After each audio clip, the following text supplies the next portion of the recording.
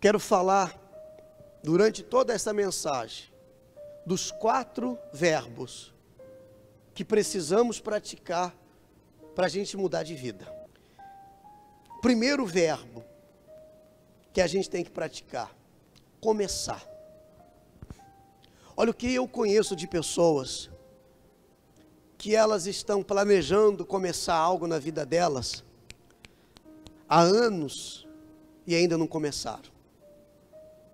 Ela vive dizendo assim, ó: segunda-feira eu começo. E não vai dando conta, tipo o pastor Mário, que já não está mais fechando o botão da camisa, é ou não é? Está ficando apertado, que o terno não encontra mais os botões, porque eu estou dizendo que uma hora eu vou começar. E eu nunca começo. Não tem meio, não tem fim, se não tiver começo. Isso aí que você vem adiando, isso aí que você vem protelando, é o que está impedindo de Deus agir e se manifestar. Porque Deus age na nossa ação. Toda ação provoca uma reação. É o começo. Eu tenho que começar. Tem coisas na minha vida que ninguém pode começar, que ninguém pode fazer por mim. E isso, pessoal, é em todas as áreas da nossa vida. Desde um regime, inclusive. Por exemplo. Eu só vou ter resultado a partir do momento que eu o quê? Começar. Eu vou começar a ser fiel a Deus. Não, eu orei aqui, pastor, eu tomei uma decisão, eu vou começar a obedecer a palavra de Deus. Eu vou começar, pastor Mário, respeitar a minha mulher. Eu vou começar, pastor, a ser mais calmo com os meus colegas de trabalho. Eu vou começar, pastor, a acordar mais cedo para ler a palavra de Deus. Eu vou, mas nunca começa. Nós já estamos em 11, é 11 hoje? De abril de 2021. E tem pessoas que desde os 8, 9 anos de idade falam em começar algo na vida dela. Eu não sei se vocês estão entendendo. Quem, por favor, compreende? O que já era para você ter começado a fazer e você não começou? E você olha, eu vi uma postagem outro dia que me chamou muita atenção, que dizia assim, ó: daqui a um ano você vai desejar ter começado hoje. Se eu tivesse começado há um ano atrás a praticar isso aqui, o resultado seria outro. Se eu tivesse arriscado um ano atrás, se eu tivesse tido coragem de fazer isso há um ano atrás, se eu tivesse começado, ainda que tivesse dado errado, mas pelo menos eu comecei. E aí a pessoa fica estagnada. Um exemplo na Bíblia de alguém que decidiu começar: Ana. Após terem comido e bebido em Siló, estando Eli, o sacerdote, assentado numa cadeira junto a um pilar do templo do Senhor, levantou-se Ana, e com amargura de alma, orou ao Senhor e chorou abundantemente, e fez um voto, dizendo: Senhor dos exércitos, se benignamente atentares para a aflição da tua serva, e de mim lembrares, e da tua serva não te esqueceres, e lhe deres um filho varão, ao Senhor o darei por todos os dias da sua vida, e sobre a sua cabeça não passará navalha. 1 Samuel 1, versículo 11. Ana já conhecia a palavra, Ana era uma mulher de Deus, mas quem fazia tudo por Ana era o marido dela, o marido que ofertava, que fazia voto, que sacrificava, que fazia propósito, que ia à igreja, que clamava. Naquela época os homens tinham lá 2, 3, 4 mulheres. Eucana tinha Ana e Penina. Penina, que era outra, tinha filhos, zombava de Ana, ria de Ana. Ana, que servia a Deus, que ia também na igreja, ficava esperando que o marido fizesse o que ela, na verdade, tinha que fazer. Ela sabia sobre a oração, ela sabia a força do voto, que toda pessoa que faz um voto com Deus, Deus honra ela, Deus tira ela do anonimato, Deus tira ela do deserto, Deus tira ela do fundo do poço. Ela entendia a força do voto, que um voto tem poder, tem força para transformar uma vida. Mas ela não fazia. Ela se demorava para o quê? Ela se demorava para o quê? Para começar. Tem que ter um começo. E tem que ser hoje. Eu tenho que começar quando, igreja? Hoje, agora. Eu tenho que começar agora, decidir coisas na minha vida que estão me atrapalhando. Eu tenho que decidir coisas que ninguém vai decidir por mim. Eu tenho que dar passos que ninguém vai dar por mim. Eu tenho que tomar decisões que ninguém vai tomar por mim. Sabe aquela coisa que você diz, ah, meu Deus, quando eu penso nisso, pastor, mas eu tenho que começar. Então ela teve um dia que ela se levantou, estava todo mundo em festa, feliz, comendo, dançando, pulando. Ela não tinha motivo para sorrir. Ela era estéril, ela era humilhada porque não tinha filhos. O sonho dela era só sonho. Mas porque ela não havia ainda dado start, o início do que ela teria que fazer. Ah, uma hora acontece, não. Uma hora muda, não. E ela se levantou, veio no altar e fez um voto a Deus, eu quero um filho. Lembra de mim, Senhor. Eu confio no teu poder, tira a esterilidade de mim. Me dá um filho, que esse filho eu vou entregar para o Senhor. Ele vai te servir. Eu já consagro esse filho antes dele estar no meu ventre. E a Bíblia diz que ela chorou, se derramou, fez esse voto, ofereceu para Deus o que ela nem tinha ainda. Mas ela cria tanto que Deus ia realizar o sonho dela, que ela ofertou o filho que ainda não existia. E depois ela coabita com Eucana e nasce Samuel, o profeta mais usado por Deus na face da terra, quem consagrou Davi a rei. Os reis procuravam o profeta Samuel para pedir conselho. É que quando Deus faz de verdade. Diga glória a Deus. Mas a gente tem que começar. Comece a usar a sua fé. Comece a ser fiel. Pastor, mas eu já sou. Calma que eu vou falar com você que já é. Segura as pontas aí.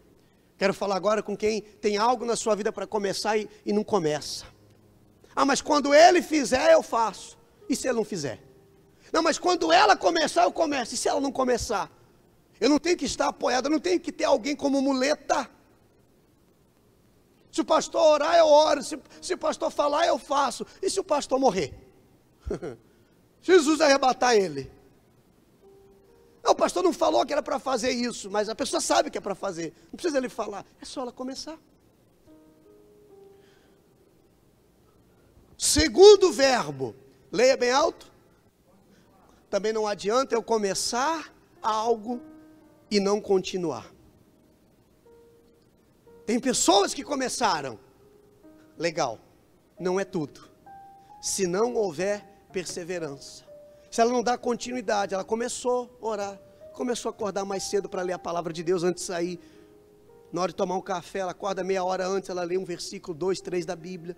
Ela acorda mais cedo para colocar o dia em ordem, para se organizar no que ela vai fazer. Ela começou, mas parou. E eu tenho que continuar os bons hábitos.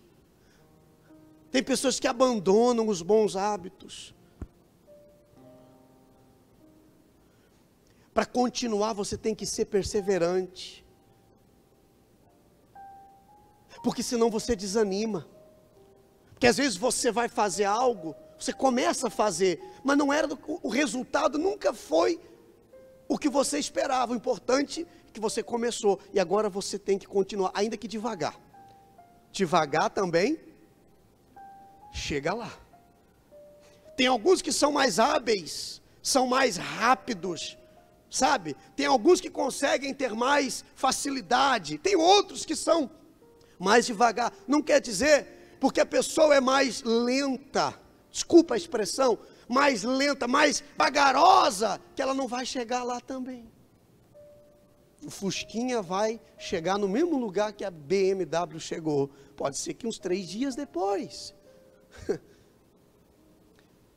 O problema é que as pessoas desistem. Vê alguém chegando primeiro, vê alguém alcançando primeiro, vê alguém contando o testemunho primeiro, vê alguém sorrindo primeiro do que ela, e ela ainda está chorando por aquilo, e ela desanima. Continue. Quer um exemplo? Lucas 18, versículo 1.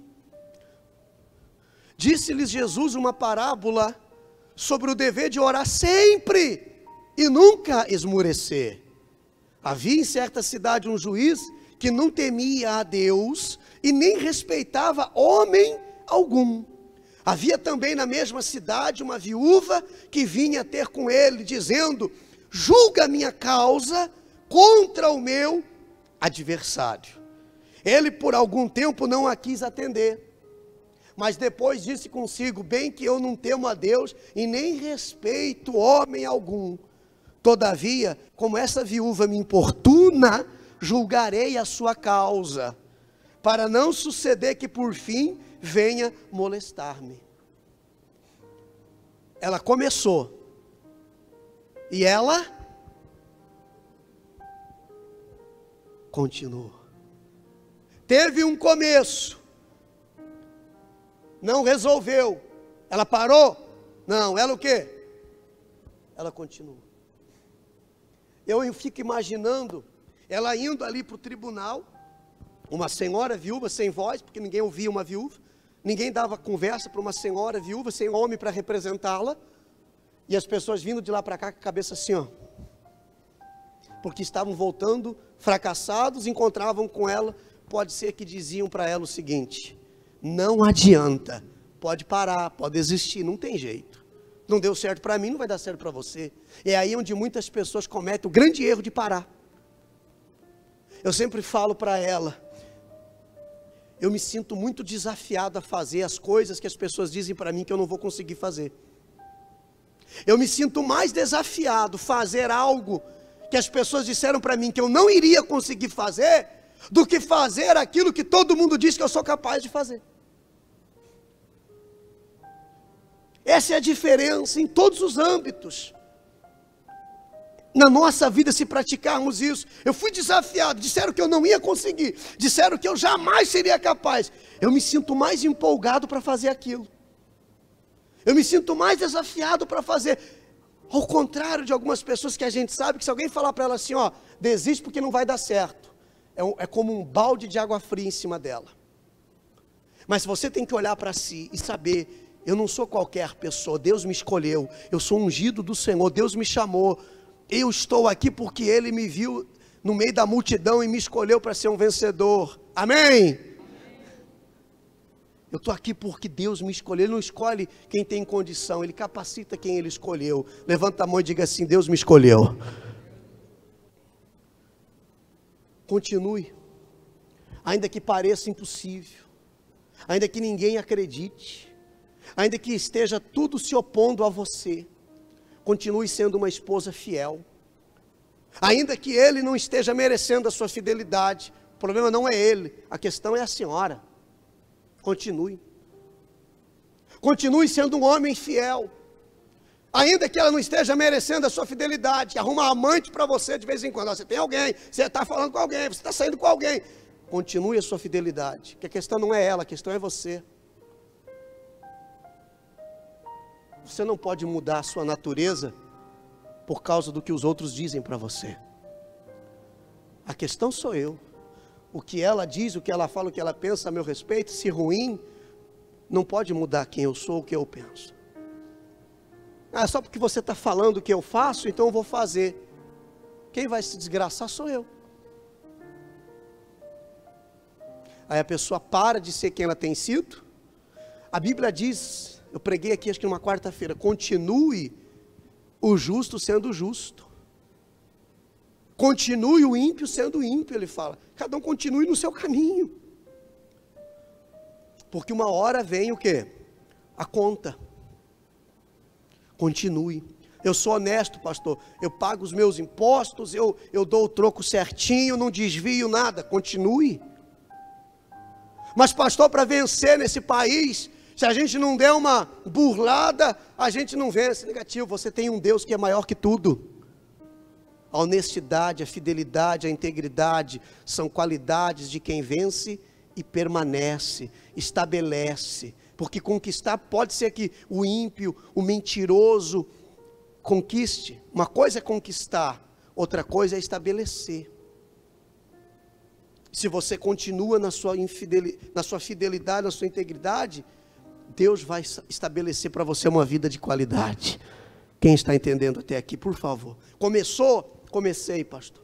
Comecei o meu propósito com Deus. Comecei a me desviar daquilo que não presta. Comecei a dizer não porque não procede de Deus, então continue. Não pare. Não pare, como fez a viúva. Terceiro, vai bagunçar um pouquinho a tua cabeça agora.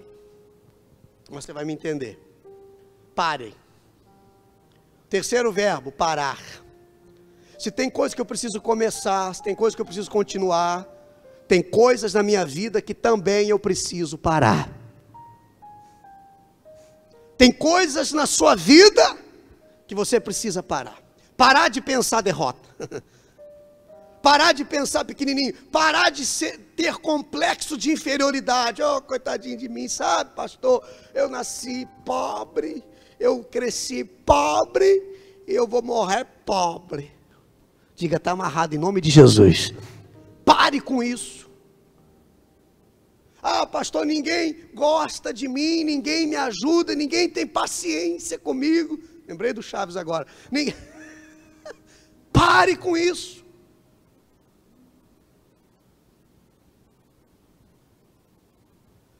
Se você não parar, isso vai parar você. Tem coisas que se eu não parar na minha vida, estas coisas vão me parar. Pare de guardar coisas no seu coração. Pare de ficar olhando para o que deu errado. Pare de olhar para trás. Pare com tudo aquilo que está parando você. Você já viu um andarilho de rua, um morador de rua? Normalmente, 99% deles tem um saco. Você já percebeu que eles têm um saco? E todos eles têm um saco?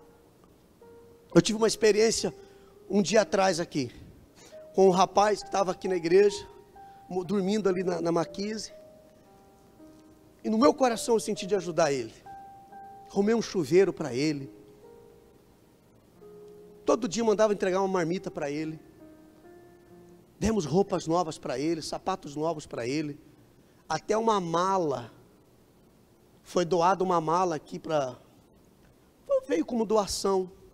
E eu vi aquela mala bonita de rodinha e tal. E ele com um saco nas costas. Eu falei, não, eu vou te dar uma mala. Demos uma mala para ele. Aí ele veio aqui fazer a troca do saco pela mala.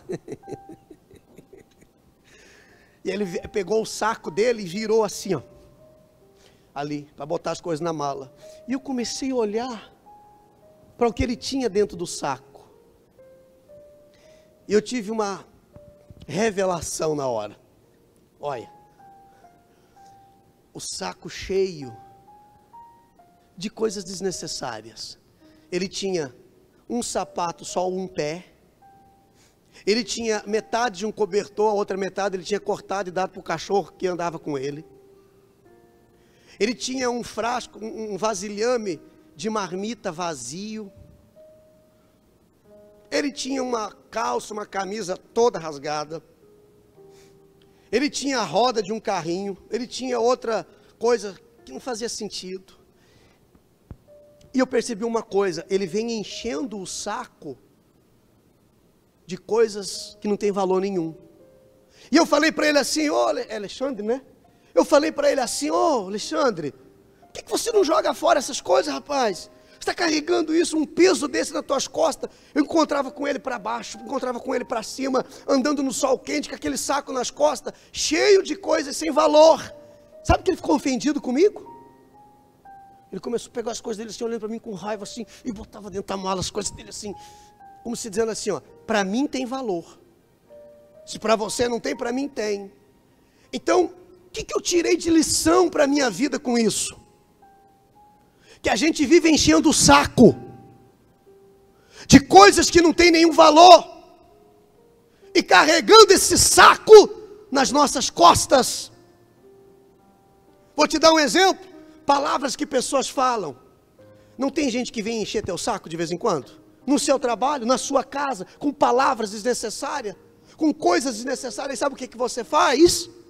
Você põe isso nas suas costas.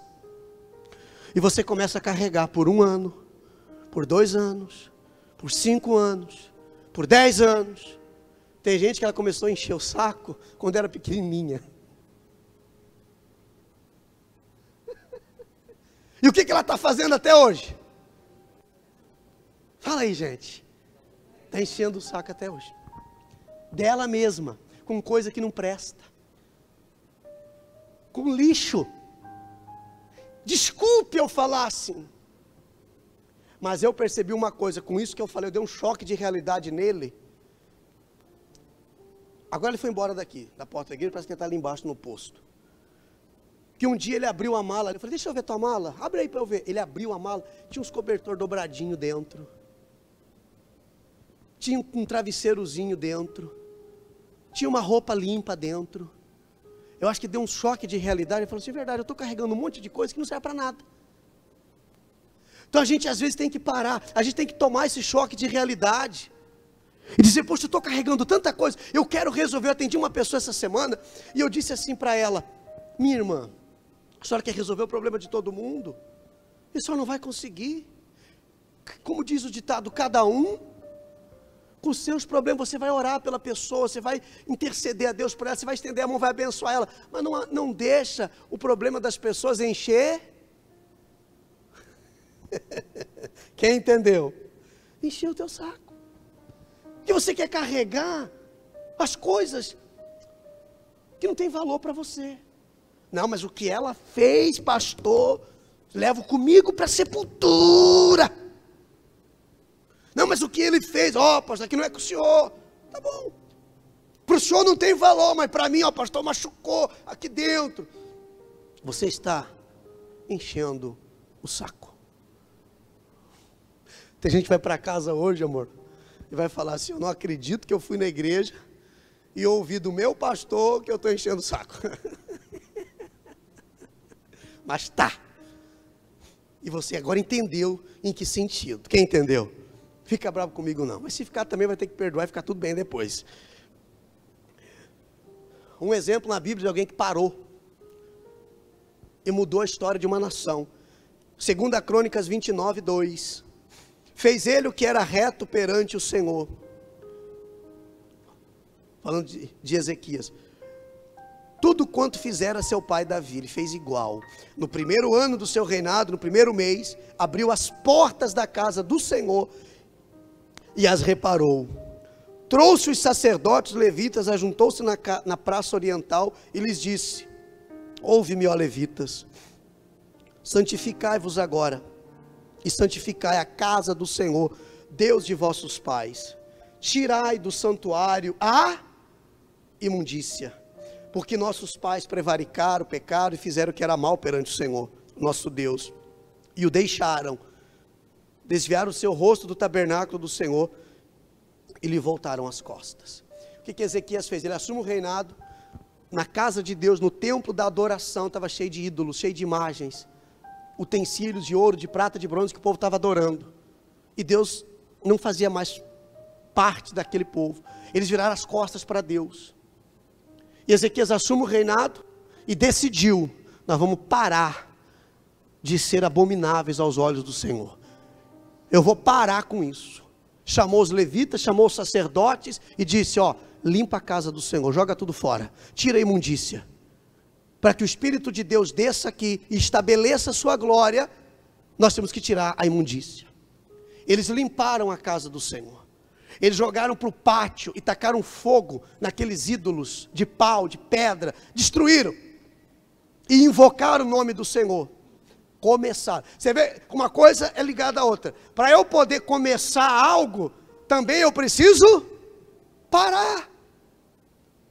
Não dá para andar paralelo com o que é bom e o que é ruim.